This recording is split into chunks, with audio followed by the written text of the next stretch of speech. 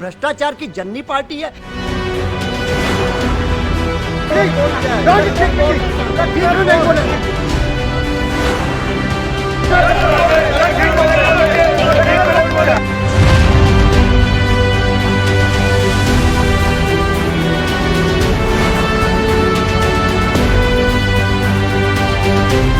नमस्कार, स्वागत है आप सभी का। टीवी 27 न्यूज देख रहे हैं आप और मैं हूं आपके साथ नितीशा बंसल। लेकर आए हैं टीवी 27 न्यूज की खास पेशकश बोल वोटर बोल। बोल वोटर बोल एक ऐसी मुहिम है जहां पर टीवी 27 न्यूज की टीम ग्राउंड जीरो पर जाकर वोटरों से बातचीत करती है, उनका मन टटोलती है। और ऐसे में आज हम आए हैं माया नगरी में। कहते हैं इस शहर में सभी के सपने सच होते हैं। जी हाँ, हम आज मौजूद हैं मुंबई में और मुंबई की उत्तर मुंबई संसदीय क्षेत्र में हम आए हैं। बात यहाँ के प्रत्याशियों की करेंगे, बात होगी यहाँ के मुद्दों की। अगर आपको इस संसदीय क्षेत्र के बारे में थोड़ा सा बताएं तो यहाँ से मौजूदा सांसद हैं बीजेपी के गोपाल शेट्टी जी, जिनका टिकट काटकर इस बार केंद्रीय मंत्री पीयूष गोयल जी को भाजपा ने मैदान में उतारा है। क्या जरूरत पड़ी पीयूष जी को मैदान में उतारने की, इस पर बात करेंगे। साथ ही बात करेंगे कि एमवीए से कांग्रेस के हिस्से में ये सीट आई है, लेकिन कांग्रेस अभी तक उम्मीदवार की घोषणा नहीं कर पाई है। क्या वजह है? क्या उम्मीदवारों का टोटा हो गया है? क्या दल बदल की राजनीति एमवीए पर, कांग्रेस पर हावी हो गई है? और बात करेंगे बहुजन वंचित आघाड़ी की, जिसने एक उत्तर भारतीय महिला बीना सिंह को चुनाव मैदान में उतारा है। इन तमाम मुद्दों की बात होगी। साथ ही आपको ये भी बता दें कि मुंबई की इस सीट पर एक वक्त पर कांग्रेस का दबदबा हुआ करता था। एक्टर गोविंदा इसी संसदीय सीट से सांसद रह चुके हैं और कांग्रेस के बागी नेता संजय निरुपम भी इसी सीट से सांसद रह चुके हैं। चर्चा शुरू करें उससे पहले आपका तारुफ करवा दे हमारे खास मेहमानों से।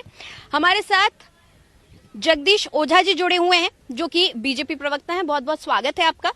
साथ ही राजेश जी हमारे साथ हैं एमएनएस से और ममता शर्मा जी हमारे साथ जुड़ी हुई हैं एनसीपी अजीत पवार गुट से। बहुत बहुत स्वागत है। इसके साथ ही इंडिया गठबंधन का प्रतिनिधित्व करने के लिए हमारे साथ संजना जी जुड़ी हुई हैं शिवसेना यूबीटी गुट से। बहुत स्वागत है आपका। मनीष जी हमारे साथ हैं एनसीपी शरद पवार गुट से। बहुत बहुत स्वागत है। साथ ही आशीष जी हमारे साथ हैं, जो कि कांग्रेस का प्रतिनिधित्व करेंगे। स्वागत है आप सभी का।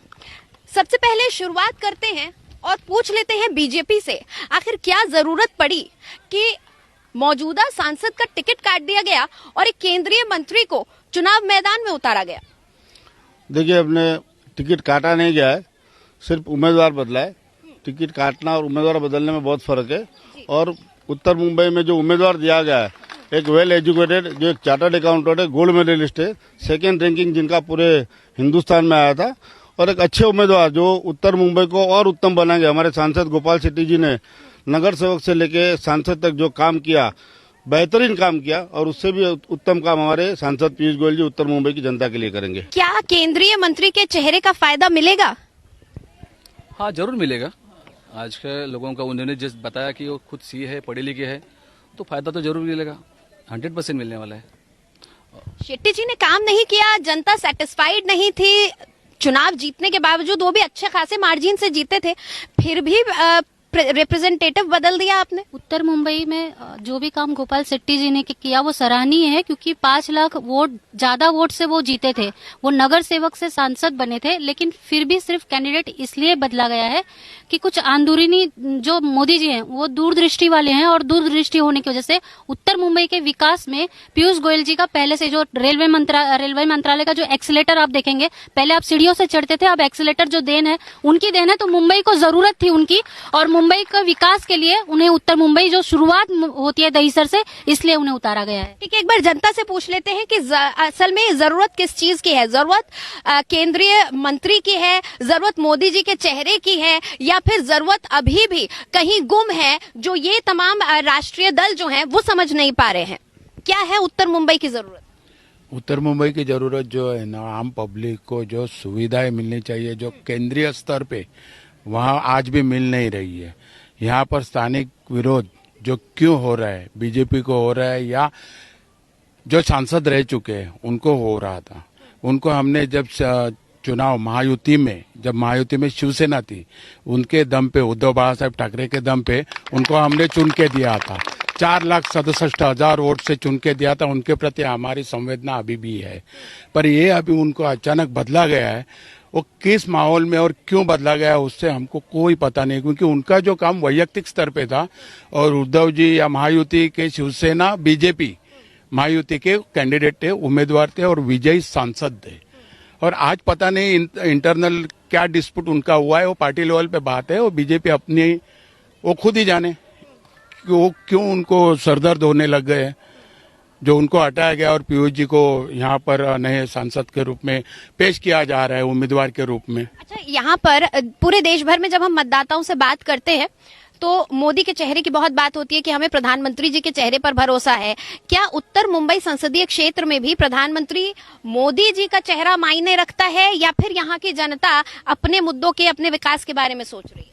नहीं, मोदी का चेहरा अभी चला गया है। मोदी की जो हवा थी वो टोटल निकल गई है। कांग्रेस से भी अब बात कर लेते हैं कि आखिर कांग्रेस को क्या जरूरत पड़ी कि कांग्रेस अभी तक उम्मीदवार घोषित नहीं कर पाई है। कांग्रेस के पाले में ये सीट है, लेकिन बावजूद इसके कांग्रेस उम्मीदवार घोषित नहीं कर पा रही है। जिस तरह से बार बार ये कहा जाता है कि कांग्रेस के पास रिप्रेजेंटेटिव्स की कमी हो गई है, कहीं ऐसा तो नहीं कि इस संसदीय क्षेत्र में भी कांग्रेस इसी मुश्किल से जूझ रही है? सबसे पहले तो देखिए, टीवी 27 न्यूज को मैं धन्यवाद देता हूं कि आपने स्थानिक मुद्दों को लेके एक बड़ी चर्चा रखी है।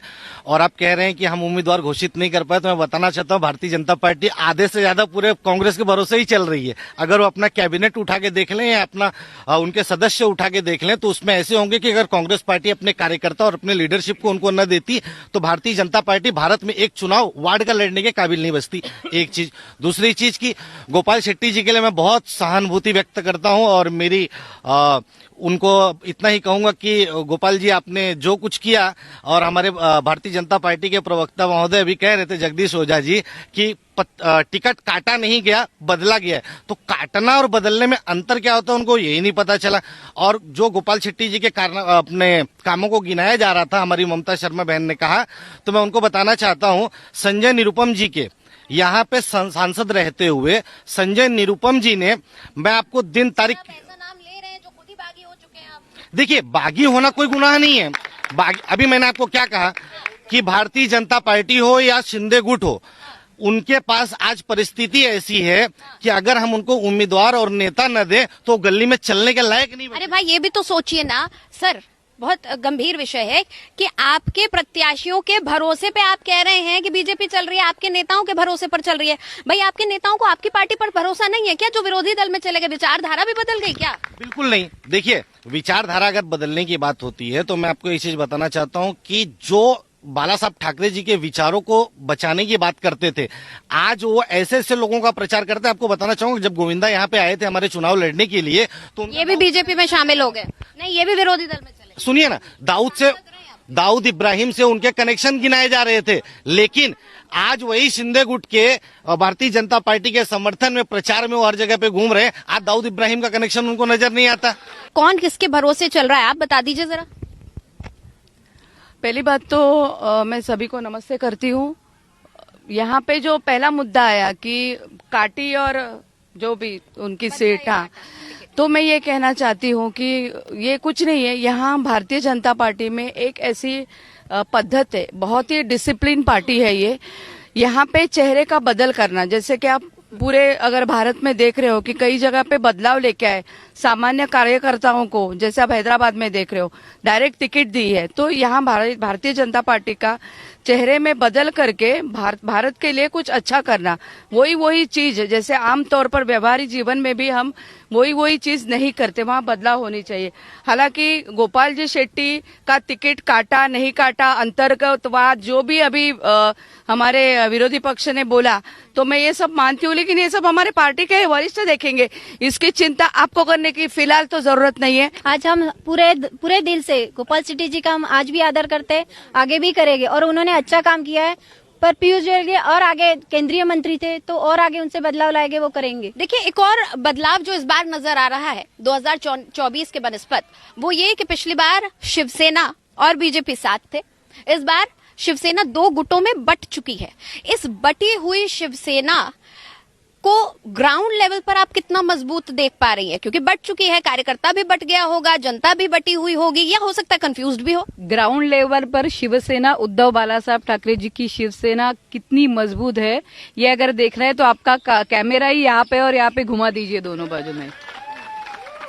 शिवसेना के कार्यकर्ता कैडर इतना मजबूत है कि एक कॉल पे कहीं पे भी वो हाजिर हो जाते हैं शिवसेना के प्रति पूरे समर्पण के साथ। हम लोग ऐसे कह रहे हैं अभी कि जो गलत थे, जो निष्ठावान नहीं थे, जो संधि अपॉर्चुनिस्ट थे, वो सामने चले गए हैं, और जो हमारे निष्ठावान कट्टर शिवसेना बाला साहब ठाकरे, उद्धव साहब ठाकरे जी के प्रति बहुत आदर रखते हैं, वो सब शिवसैनिक आज भी यहाँ पे अपना जम बनाए हुए हैं और दिल्ली का तख्त हिलाने की हिम्मत रखते हैं।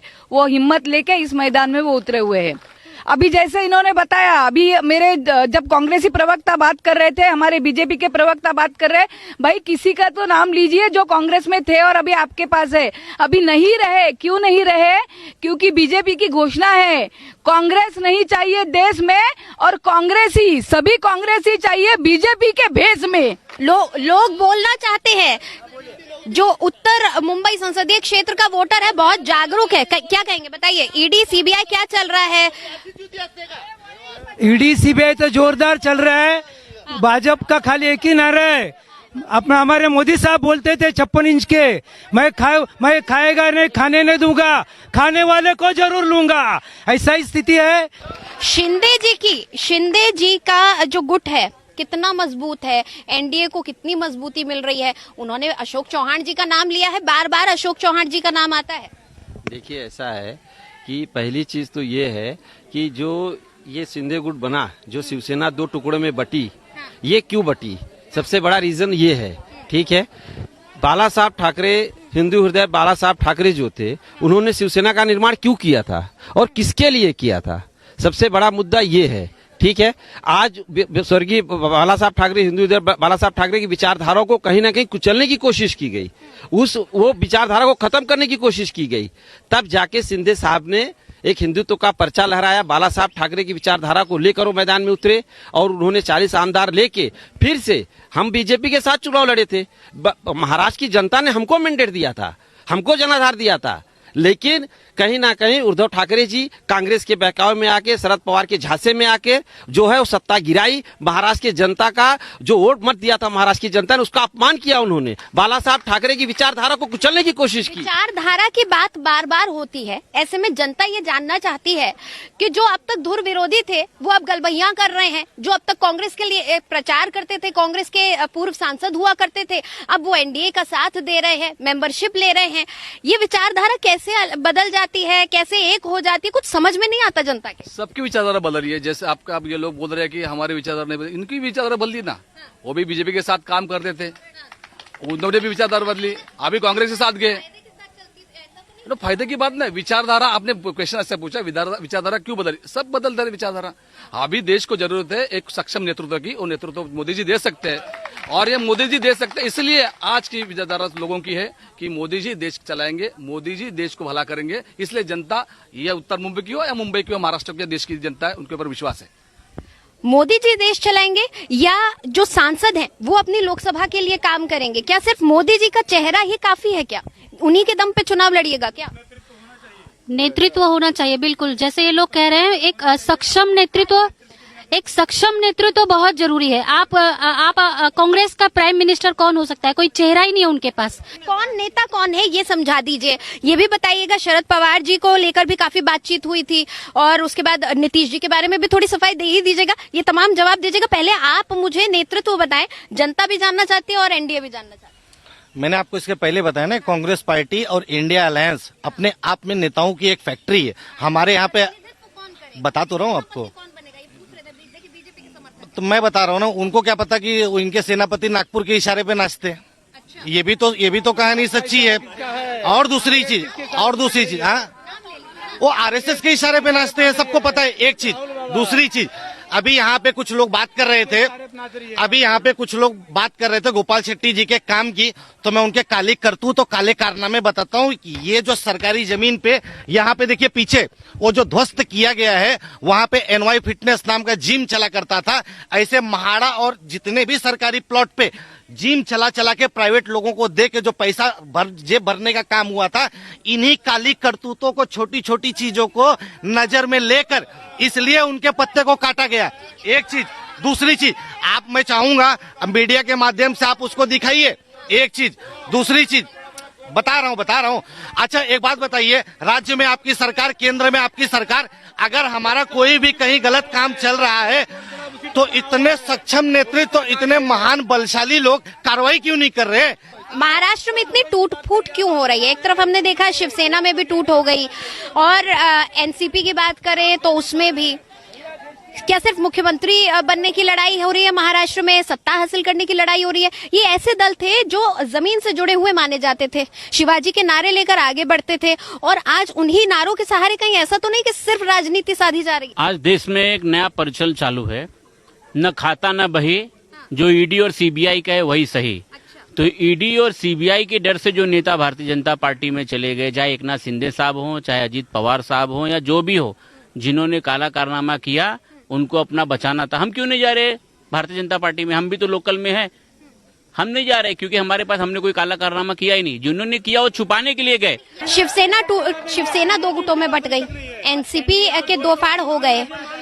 अब एमबीए में कांग्रेस को सीट मिली है, ये प्रत्याशी अभी तक डिक्लेयर नहीं हो पा रहा है। पिछली बार तो उर्मिला जी थी मैदान में। वो जाने दीजिए। उत्तर मध्य जिस तरह से आज का वातावरण है, आप देख रहे हैं कि नेता लेके जाए, राष्ट्रवादी से लेके जाए, शिवसेना से लेके जाए, कांग्रेस से लेके जाए, लेकिन जनता ये सब देख रही है। जनता देख रही है कि महाराष्ट्र के, जो भारत का जो महाराष्ट्र राज्य है, वहाँ के हक के उद्योग धंधे किस तरह से बाहर लेके जाए गए हैं, और जिसके वजह से बहुत सारी बेरोजगारी बढ़ रही है। मुझे तो मन से भी ये प्रश्न पूछना है, जिस किरीट सोमय्या ने बताया कि महाराष्ट्र में, मुंबई में मराठीचं शिक्षण सक्तीचं करायची गरज नाही, मराठी नहीं चाहिए सख्ती से, इसलिए जो न्यायालय में गए, मराठी पार्टियों का मुद्दा, मराठी पार्टी जरूरी नहीं है महाराष्ट्र में, ये बोल के जो कोर्ट में गए, मराठी महिला को उनके एरिया में, उनके विभाग में दुकान नहीं दिया जाएगा बिजनेस करने के लिए। इस मुद्दे पे काम करने वाली ये किरीट सोमय्या और भाजपा की टीम, जिस तरह से महाराष्ट्र से उद्योग धंधे चले गए, बार बार महाराष्ट्र पे अन्याय हो रहा है, और इसको महाराष्ट्र नवनिर्माण सेना साथ कैसे दे रही है? आप कुछ कह रही थी कि कोरोना काल में उद्धव जी ने क्या किया, सबने देखा। क्या किया था भाई? काल में जो उद्धव जी ने जो घोटाला किए, मरे हुए लोगों के सर का लोणी इन्होंने खाया। मराठी में जो कहावत है, मेलेला मैतावरचो यांनी लोणी खालेला आहे। पीपीए घोटाला, औषधाच्या मध्ये नहीं, सब घोटाला किए। यानी कि ये लोग ने गटर के जो साफ सफाई की थी, गटर के नालों में भी इन्होंने साफ सफाई नहीं की थी बराबर। ये बोलने को नहीं दे रहे, लेकिन हमारी आवाज नहीं बता। इनके संजय राउत खुद बोलते थे कि मोदी जी का नेतृत्व इस देश के लिए सर्वोपरि है, जरूरी है इस देश के लिए। ये जो सर कह रहे हैं कि कांग्रेस के जो सर कह रहे हैं कि एनवाई फिटनेस जो निकाला गया उनके टाइम, हमारे टाइम पे, ये तो उनसे ये पूछेगा कि 2014 में 2014 के पहले जब कांग्रेस थी, कांग्रेस के मोर देन 35 स्कैम्स थे। अभी 10 साल हमारे बीजेपी के हुए, एक भी स्कैम उनको दिखा क्या? जो कांग्रेस का जो इतना बड़ा स्कैम, उनके मोर देन 35 स्कैम्स कांग्रेस के हैं। ठीक है, हमारा इस 10 साल में आपको एक भी स्कैम नहीं निकला है। आप ऐसे कह रहे हैं कि कुछ भी निकाल रहे हैं। Shame on them ma'am. इधर से बहुत हल्ला हो रहा था जब बात उद्धव जी की आई, जब बात राज्य सरकार की आई, तो यहाँ से बहुत हल्ला हो रहा था। क्या कह रहे थे आप? काय के बारे में? उद्धव जी के बारे में। अरे उद्धव साहब ने क्या किया? ये 2.5 साल कोविड में सब जनता ने देखा है, इसलिए देश में उनका नंबर आया था। लोगों का जान बचाया है, जान बचेंगे तो आगे जाएंगे, और बहुत कुछ किया है। मुझे ये जवाब चाहिए कि इतने इकोनॉमिस्ट थे आज देश भर में, रघु राघवन से लेके अरविंद पनगड़िया, सुब्रमण्यम, ये सब इकोनॉमिस्ट, इनको छोड़ के क्यों गए? आधी आबादी क्या कह रही है? उत्तर मुंबई संसदीय क्षेत्र की आधी आबादी क्या कह रही है? बार बार पीएम जो है महिला वोटर्स की बात करते हैं, बिल भी लेकर आए, आप संतुष्ट हैं? पहले तो जो 15 लाख रुपए देने वाले थे सबके अकाउंट में वो दो, बाद में बात करते। अच्छा, अगर मुंबई इतनी सेफ है तो इतने खुले आम कॉर्पोरेटर पे फायरिंग होती है और फिल्म स्टार को मिलने के लिए सब लोग जाते हैं और आम आदमी और कॉर्पोरेटर के यहाँ अभी तक पुलिस इन्वेस्टिगेशन चालू है, तो मुंबई सेफ है। आम्ही राजसाहेब म्हणतो, राजसाहेब ठाकरे, माननीय राजसाहेब ठाकरे यांनी माननीय राजसाहेब ठाकरे यांनी मराठी मुद्दा प्रथम घेऊन, जो हिंदुत्वाचा मुद्दा नंतर घेऊन आज महाराष्ट्रात राजकारण केलं. त्याच वेळेला ऐकून घ्या, त्याच वेळेला बाळासाहेबांचा मुद्दा होता. आजची पोझिशन काय की ज्यांनी सांगितलेलं, राजसाहेबांनी सांगितलेलं, मोदी आणि शाह यांना महाराष्ट्राच्या हद्दपार करा, तडीपार करा. याने मोदीजी, आपले पंतप्रधान मोदीजी आणि अमित शहाजी यांना हद्दपार करा, हे राजसाहेबांचं, माननीय राजसाहेबांचं वाक्य होतं. आज ते त्यांच्या बरोबर जाऊन का बसलेत? का नाही हद्द करू शकले? हद्दपार का नाही करू शकले? आज त्यांना तिकडे जाण्याची गरज का लागली? चलिए जवाब ले लेते हैं. ईडी सीबीआई क्या है चक्कर? बिल्कुल नहीं. इनका जो कहना है कि जब उद्धव साहब ने राहुल गांधी को बोला ये नालायक आदमी है, उसके साथ जाके वो लोग बैठ सकते हैं, इनकी विचारधारा बदल सकते हैं, तो इनको बोलने का कोई अधिकार नहीं है. इनका कहना क्या है कि जो हम करेंगे वो सही है, दूसरा करेगा गलत. देखिए ऐसा है, भारतीय जनता पार्टी जो चल रही है, अभी ये लोग बोल रहे हैं ना विचारधारा, भारतीय जनता पार्टी ने अपनी विचारधारा हिंदुत्व की कभी छोड़ी नहीं. बदल क्यों दिया फिर? गोपाल शेट्टी जी काम कर रहे थे, आप लोग भी बट गए. राजनीति विचारधारा पर होती है और विचारधारा जो उद्धव साहब की थी बिल्कुल नहीं. उद्धव ठाकरे जी बदल गए, कांग्रेस में चले गए. उद्धव ठाकरे जी और बाला साहेब का विचारधारा जो था वो हिंदुत्व का था और हिंदुत्व का रक्षण मोदी जी कर रहे हैं. अयोध्या हो या ट्रिपल तलाक हो, ये सारे काम मोदी जी ने किया है, इसलिए ये हमारे साथ हैं. जनता से जान लेते हैं. मेरा सवाल सुन लीजिए. मेरा भाव कुठे है? हमारा वड़ा पाव बम्बई में ही वड़ा पाव खा के जी रहा है. उन लोग भी खूब खाता है वड़ा पाव खा के. ढोकला नहीं चलने वाला इधर, ढोकला नहीं चलेगा, वो दाल ढोकला वड़ा पाव. अच्छा, अब जल्दी से ये बता दीजिए, अब की बार किसकी सरकार? अभी किसकी सरकार वो देखेगा हम लोग. इंडिया के बारे में मिलता है. इंडिया आघाडी की सरकार, इंडिया सरकार. ह्यातले अर्धे अधिक चेहरे आहे ना पहिला शिवसेनेचेच होते. ह्यातले अर्धे अधिक समोरचे चेहरे पहिला शिवसेनेत होते आणि आता ते तिकडे गेलेत. अब जल्दी से आप बता दीजिए, आपकी बार किसकी सरकार और कौन होगा आपका सांसद? इंडिया गठबंधन. शरद पवार. मोदी जी आएंगे, मोदी जी, बीजेपी आएगी. मोदी सरकार. वो उधर से उठेगा, वो उधर से उठेगा. मोदी सरकार. अब की बार 400 पार. आपकी बार 400 पार, फिर एक बार. हॅलो, आम्ही विकासावर मतं मागतोय. इतक्या 14 वर्षात एकही बॉम्ब ब्लास्ट झाला नाही. आपल्या मुसलमान बांधीला 3 तलाक आम्ही दूर केलं, राम मंदिर बांधलं, 370 हे केलं. आज काश्मीरमध्ये जायला सगळ्यांची पाचा हे होत होती. आज आम्ही आपला भारताचा नागरिक काश्मीरमध्ये जातो. हे कोणामुळे? मोदीमुळे. आओ पळवा पळवी सोडून द्या. और आप में से बताइएगा कौन बोलेगा? मछुआरों को क्यों भूल जाते हैं? मछुआरों के डेवलपमेंट पे कौन बोलेगा? नाक पे देखिए, हमारी बहन कह रही हैं कि पीयूष गोयल जी जब आए थे, जो हेलीकॉप्टर से यहाँ पे उम्मीदवार बन के आए हैं, वो मछुआरे के बीच में समाज में गए तो नौ कलसा बंद करके गए और कहे थे झोपड़ियां हटाएंगे. अरे झोपड़ियां बसाया किसने है पहले ये तो बताओ. झोपड़ियों का माल खाया. देखिए, यहाँ पे सबसे बड़ी बात की जाए, उत्तर मुंबई की सब झोपड़ियां हटाएंगे, झोपड़पट्टी वासियों को हटाएंगे. कहाँ पे भेजेंगे? माहौर भेजेंगे, चेंबूर भेजेंगे. यहाँ की जमीन कौन खाएगा? धारावी की तरह अदानी खाएगा? ये सवाल है हमारा. गया। ये उद्योगपतियों की सरकार है, ये पैसों वाले की सरकार है, ये गरीब जनता के दबाने के लिए, उसको नष्ट करने वाली आने वाली सरकार है। उनको हम लोग किसी भी हालत में भारत का प्रतिनिधित्व करने के लिए रखेंगे नहीं। अब की बार भाजपा तड़ी पार। इस जो पीयूष गोयल जी ने जो बोला था ना, इसका पूरा विपर्यास इन लोगों ने किया है। उन्होंने बोला था कि मुंबई में जो भी झोपड़वासी है वो नहीं रहेंगे और बिल्डिंग में जाएंगे, अच्छा डेवलप होगा। तो इन्होंने विपर्यास करके बस एक ही नारा लगा रहे। रही बात, हाँ बिल्कुल सबको अच्छी जगह मिलेगी और कुछ डेवलपमेंट है। इनके पास एक तो कैंडिडेट है नहीं, जो ये लोग कह रहे, इनके खुद के कैंडिडेट कह रहे हैं गोसालकर जी कि हमको कांग्रेस से ऑफर आया है कि हमारे चिन्ह से लड़ो। ये किसके लिए चिल्ला रहे? इनके पास खुद कैंडिडेट नहीं है ना चिन्ह है, ये क्या चिल्ला रहे हैं ये लोग?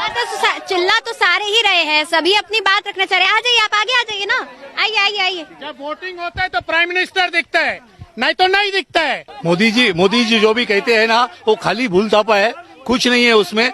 जब राष्ट्रीय मुद्दे की बात आती है तब मैं इनको बताना चाहती हूँ, कोई नहीं भूलेगा आज तक पुलवामा अटैक जो हुआ था, जिसमें 400 kg RDX आया था। इनको पता चलता है कि इनके 400 सीट आएंगे, लेकिन वो पता नहीं चलता है कि उनका 400 RDX कहाँ से आया था।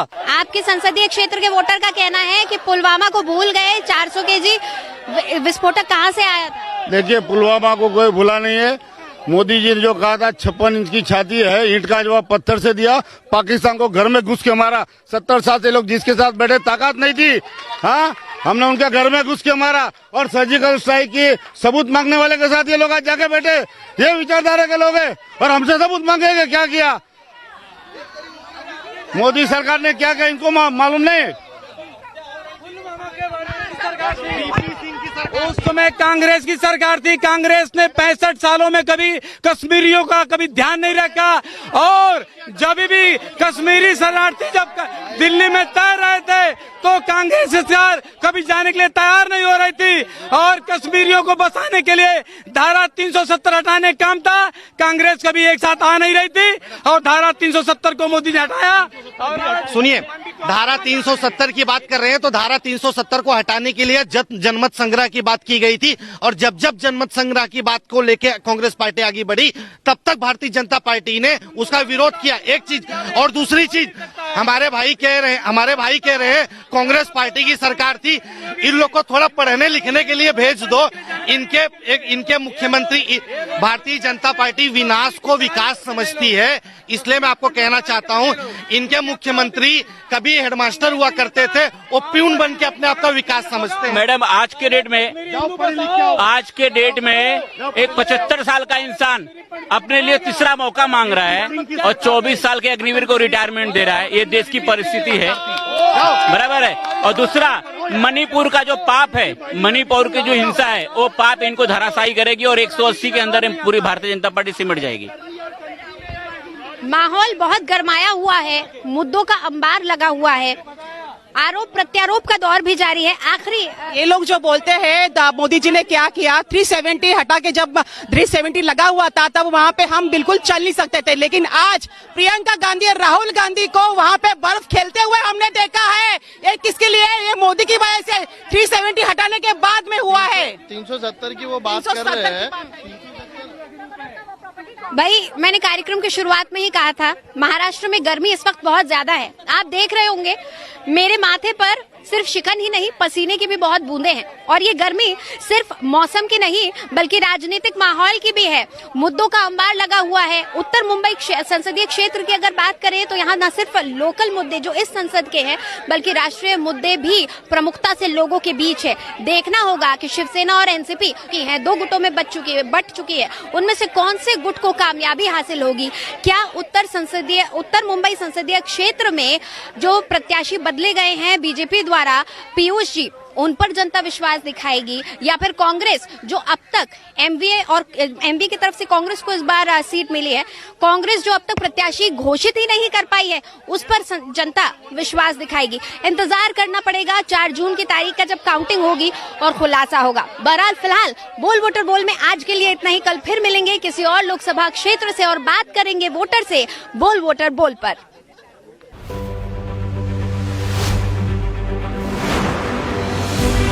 ये भ्रष्टाचार की जन्नी पार्टी है।